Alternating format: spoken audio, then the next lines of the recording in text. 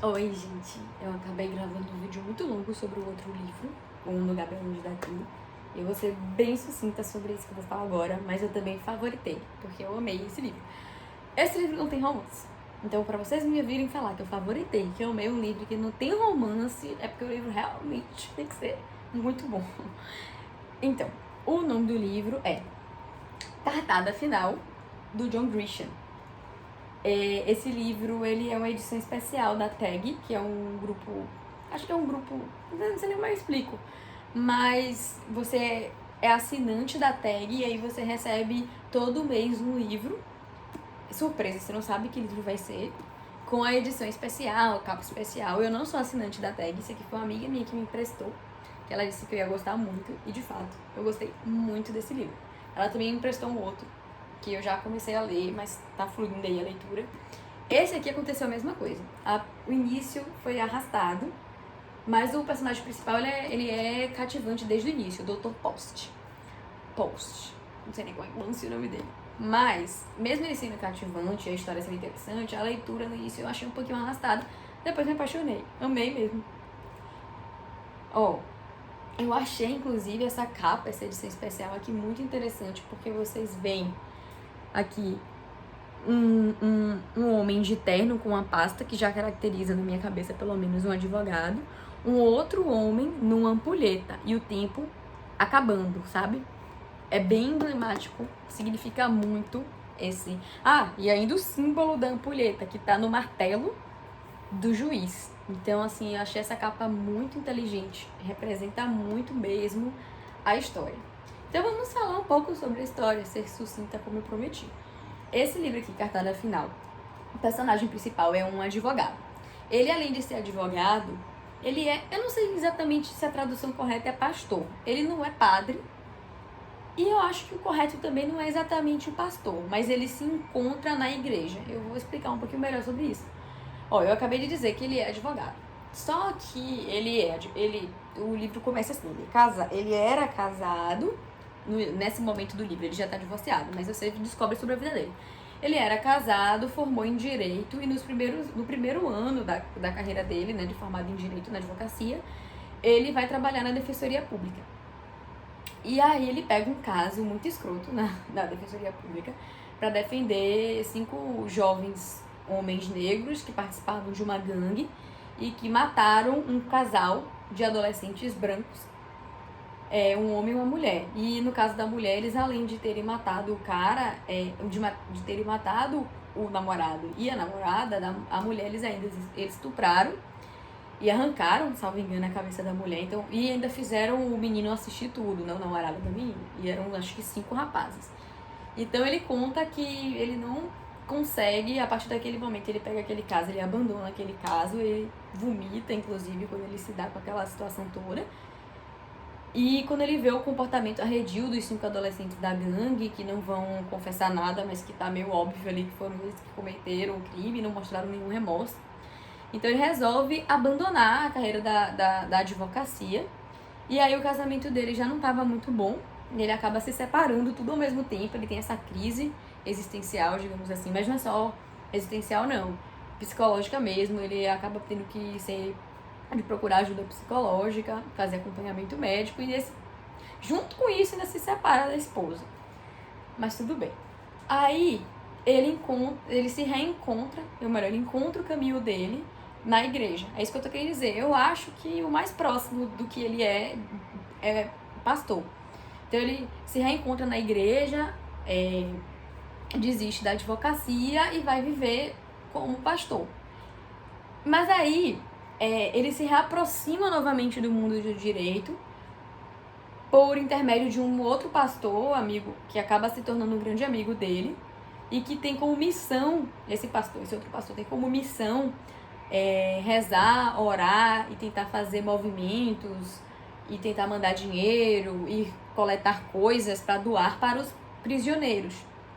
E aí o Dr. Post, ele redescobre a vocação dele para advocacia visitando prisioneiros, quando ele tá no presídio. E aí ele descobre que o que ele quer fazer na vida dele, que a vocação dele para advocacia não é para ele ser um advogado riquíssimo e ganhar muito dinheiro e ter muito prestígio, de ser um escritório muito bom. Nada disso. A vocação dele é tirar pessoas inocentes da cadeia. Porque existem muitas pessoas inocentes, e infelizmente isso está relacionado à cor da pele, que acaba presa sendo inocente. Porque o sistema está mais preocupado em colocar alguém na cadeia, de arranjar um culpado, do que descobrir quem de fato é o culpado. Então é melhor acaba sendo na realidade, melhor colocar uma pessoa na cadeia do que não solucionar o caso e não atribuir o crime a ninguém.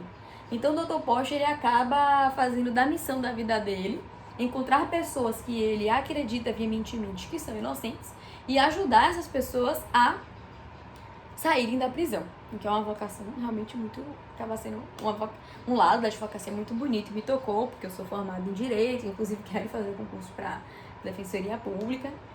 Então, enfim, ele não teve essa experiência positiva na defensoria, mas não deixa de ser um valor, né, do defensor público, que é ajudar as pessoas que mais precisam. E nesse caso, né, nem só os socialmente são vulneráveis e precisam, são aqueles que já estão presos e que estão ali naquele outro sistema, porque é como se fosse um outro mundo, o mundo carcerário. Inclusive o livro traz várias críticas para o universo mesmo, porque a prisão, os presídios, na verdade, é uma realidade paralela em que as pessoas que estão ali inseridas são completamente esquecidas, não têm sua segurança garantida, são completamente, como eu falei, né, vulneráveis e esquecidos, não têm segurança garantida. E as pessoas que trabalham nos presídios também ganham muito pouco, e aí acaba facilitando a entrada de celular, de droga. Então acaba virando um outro mundo, outro sistema dentro do sistema carcerário, né? Sem falar na própria disputa dentro da cadeia, de gangues, de território e tudo mais. E o livro traz a crítica de que os presídios acabam sendo lucrativos. Então é isso, né? Basicamente eu acabei dando parêntese para falar sobre essa crítica ao sistema. 2 vezes, duplamente, ao sistema judiciário, que prefere prender uma pessoa inocente do que não prender ninguém. E que... e aí quando você vai pro presídio, que se torna uma realidade paralela, e que o Estado, na verdade, acaba sem gerência ali dentro, né? E que é uma oportunidade lucrativa. Mas vamos lá. Voltando a falar sobre o Dr. Post. Ele não trabalha sozinho, ele trabalha numa espécie de ONG que tem essa missão. É ele e mais 2 advogadas, que são da ONG, mas ele tem parceria com outras ONGs ou organizações de outros estados. Então ele conhece outros advogados que acabam tendo esse mesmo objetivo de vida. Mas é porque eu esqueci o nome, como sempre, minha memória é péssima. Mas na organização dele, é ele e mais 2 advogados. E essa ONG, essa organização, ela acaba sendo conhecida nacionalmente porque já tiveram alguns casos de sucesso. Então, o livro, ele traz a história de, assim, paralelas. E como é que eu digo? Não é só paralela e vai contando separado. São paralelas e simultâneas de várias pessoas que estão presas e que o Dr. Post e a ONG que ele trabalha acreditam que são inocentes. E aí o livro explica um pouco como é que eles fazem essa triagem, como é que eles conseguem recursos financeiros na base de doação.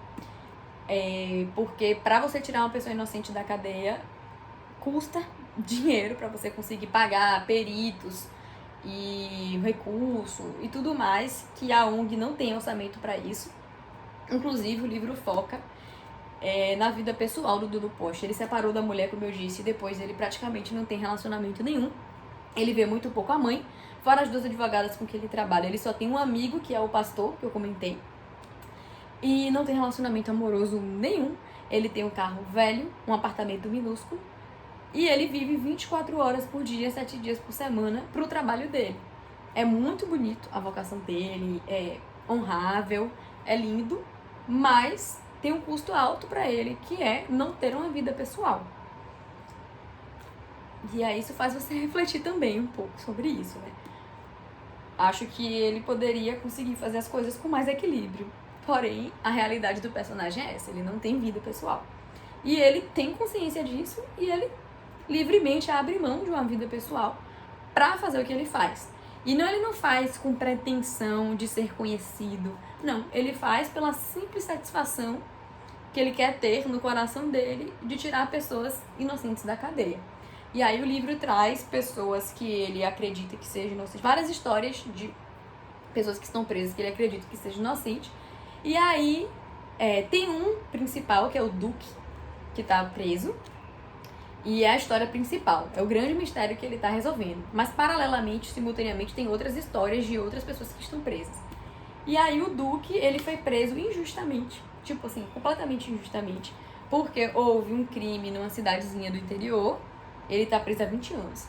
E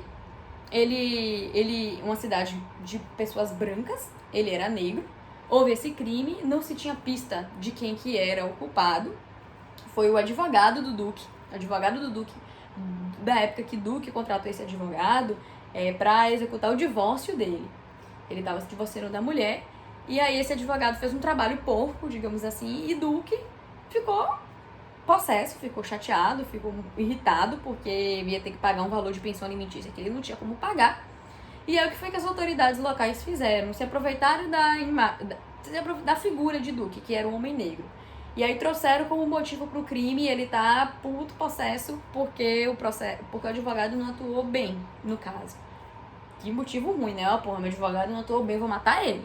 E, tipo, matar sumariamente, porque disseram que ele pegou uma espingarda e deu um tiro na cabeça e matou o cara por causa disso. E Duque acaba sendo preso, sendo que não tem testemunha. Tipo assim, ninguém que viu mesmo ele. Tem uma menina que diz que viu um homem passando na hora, mais ou menos, e que ouviu um tiro, mas não sabe quem é o homem. Enfim, uma coisa muito louca. E não tem a arma do crime, não tem nada. Pronto, gente, não tem nada que ligue Duque ao crime, apenas essa suposta raiva dele com o advogado.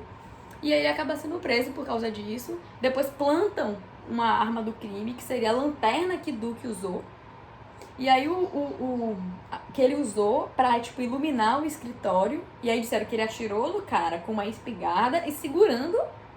E que, tipo, puxou o gatilho da espingarda e atirou na cabeça, ao mesmo tempo que ele segurava essa maldita lanterna. E aí a arma principal do crime era essa lanterna. E o crime aconteceu numa realidade em que ainda não existiam peritos, não tinha toda essa tecnologia forense. E aí chamavam supostos especialistas, supostos peritos, pra falar sobre isso. Então, veja, esse perito que dá não sei se é testemunha a palavra, claro que não, mas que dá um depoimento, a declaração lá de que foi Duque, ele disse que ele nem chegou a ver a lanterna, tá, gente? Porque a lanterna, que foi a arma do crime, também sumiu. Diz que a lanterna, pelas imagens que ele tinha da lanterna, fotos, tava com manchas de sangue e tal, e aí Duque vai preso. E aí o que acontece também? O promotor paga um homem chamado, que é conhecido como dedo duro, ou seja, são pessoas que já estão presas há muito tempo e que, em troca de conseguir anos, a redução de anos na sua pena, acaba fazendo acordos com as promotorias para falar que os seus colegas de cela confessaram um crime. Então tem esse cara que é conhecido como dedo duro, e ele vai testemunhar e dizer que o Duque confessou e ficou se gabando do crime, sendo que o Duque não fez nada disso porque ele é inocente. E assim, no livro, em nenhum momento você tem dúvida que ele é inocente. Entendeu? O Dr. Post não tem e você, leitor, também não tem. Então, a história principal do livro é descobrir como tudo isso aconteceu. E aí, existe muito mais críticas, porque você descobre que o delegado, quer dizer, o xerife da cidade estava realmente interessado em colocar o Duque como principal suspeito, mas assim, não porque não tinha qualquer pessoa, ele queria incriminar o negro, não, é porque seria mais fácil incriminar o negro. Segundo, porque tinha esse suposto motivo. E terceiro, porque ele necessariamente tinha que colocar alguém. Ele queria encobrir o verdadeiro culpado. E eu não vou dar mais spoilers, mas eu tenho que dizer pra vocês que esse advogado que morreu, que foi assassinado, está relacionado com o mundo do tráfico de drogas, que o xerife tá no meio dessa porra toda aí. E, enfim, coisas que inimagináveis, que você nunca ia imaginar, que você não tinha nem como pensar. E eu também não vou dizer se ele consegue liberar o Duque da prisão ou não. Mas é um livro muito bom. Sério, envolve o FBI na investigação do Duque. Muitas coisas acontecem e vale super a pena ler. Sério, eu amei muito. Eu acho que qualquer pessoa que gosta de suspense e vai ver. E eu gosto de livros que tenham críticas sociais que não seja exatamente tão escancarada assim, sabe? Esse livro traz isso. É uma história é uma ficção que poderia muito bem ser verdade.